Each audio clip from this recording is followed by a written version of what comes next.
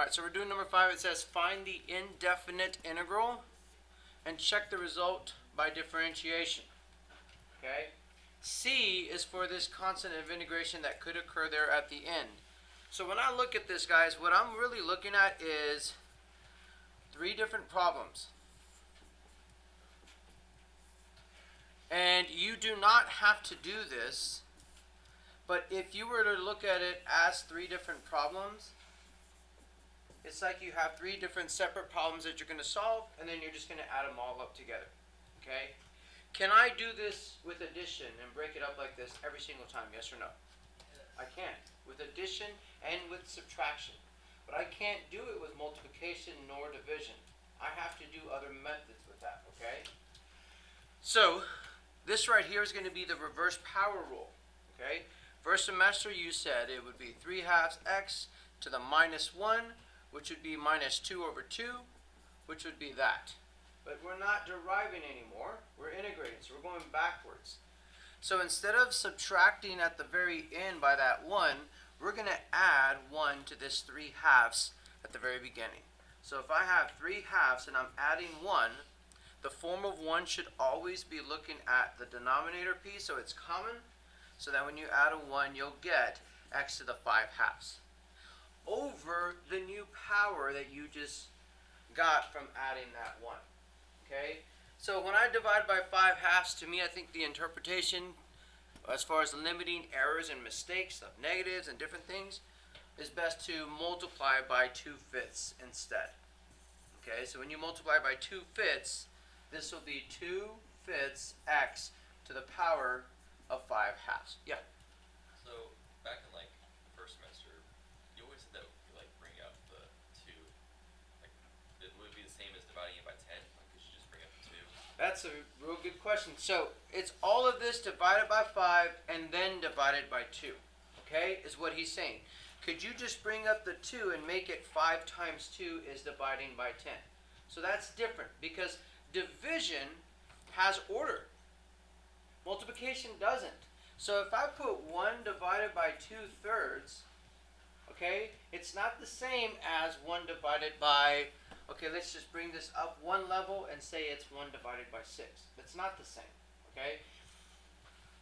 But if you have 1 over 2 divided by 3, this is what Sharky is saying.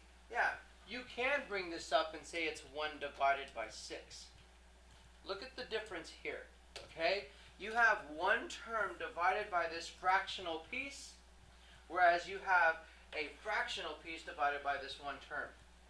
Nice catch. That's a big difference because order matters with division. And since this piece already has a division piece into it, that's why they're not the same. Okay? That's why you can't just bring this 2 up to make it divided by 10. Excellent mistake, okay? And that's what I'm talking about. Identifying those things. I will easily award you participation points because you're experiencing a lot of things at a high level from the experience. And those questions, awesome, because you're helping other people out from making those mistakes. Alright, so let's keep going. So 2x to the 5/2 is the answer for that first piece. What I would want you to do is think of 8 as constant multiple rule. Pull the 8 out. Okay, the 8 will never be integrated. Constants to an extent will never be integrated. So you can pull this 8 out, placing it by the door just like we did when we were deriving constant multiple rule, and just integrate x. Anyone, what's the integral of x? X to the power of 2, because you added 1, right? It's x to the power of 1. We're going to add 1 first because it's reverse power rule. Bless you. And then you divide by the new power. The 8 is going to be multiplied back in because it's constant multiple rule. What do I do here? What do you see right now that I should do? Simplify and reduce. Okay? This is 8 over 1, so it would be 4x squared. Okay? So 4x squared is the second piece. 2/5 x to the 5/2 is the first piece. Now, again, some of you see this 6, and you already know the integral is what? 6x, right? But if I did the same thing that I did with the 8, and I pulled the 6 out constant multiple rule, what is left inside? X to the 0 or just dx, right? Okay? And you can think of x to the 0 if you like. Here's the thing. Remember we did differentials and I said y, the derivative of y is dy. I said the derivative of x is dx. Time for related rates, the derivative of t was dt. You with me? Well, this differential piece right here, that is dx, when we integrate it, we go back one level. So this dx becomes x, and the 6 is just constant multiple rule, so we're adding a 6x. And just like the problem said, we got to be careful that we add this c, this constant of integration there at the very end. Okay, very, very important. And this would be the answer. Oh, not all that. This would be the answer starting from 2/5. Okay, yes? Is there a difference between 2x to the 5 halves over 5 and 2/5 times x to the 5 halves? Okay, so 2x to the 5 halves over 5. Is there a difference between this and this? Yeah, because in WebAssign it only accepts the top one and it won't accept the bottom one for me. Really? So I was wondering if there's a difference at all. It should accept both. There's no difference at all. Okay? Yeah. Is that answer, like, is that the antiderivative of the original, or is that? Yeah, so this is the answer. So you have 2/5 x to the 5 halves plus 4x squared plus 6x plus c. When it said that we should check our answer by taking the derivative, it's saying take the derivative of this, you should get that. Okay? Take the derivative of 4x squared, you get 8x.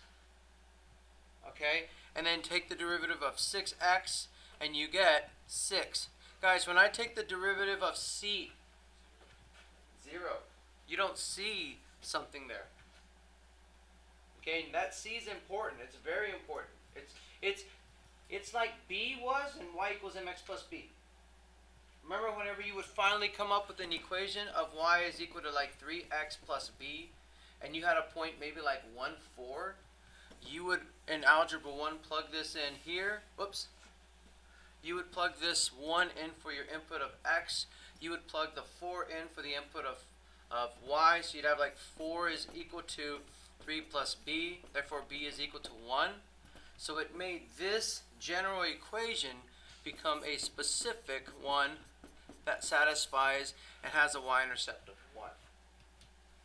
Solving for b that you've done since Algebra 1 is the same as what we will end up doing when we solve for c. But what do we need? We need a point. We need an initial value that's going to be given to us. Any questions? Okay, so let me go ahead and stop that video.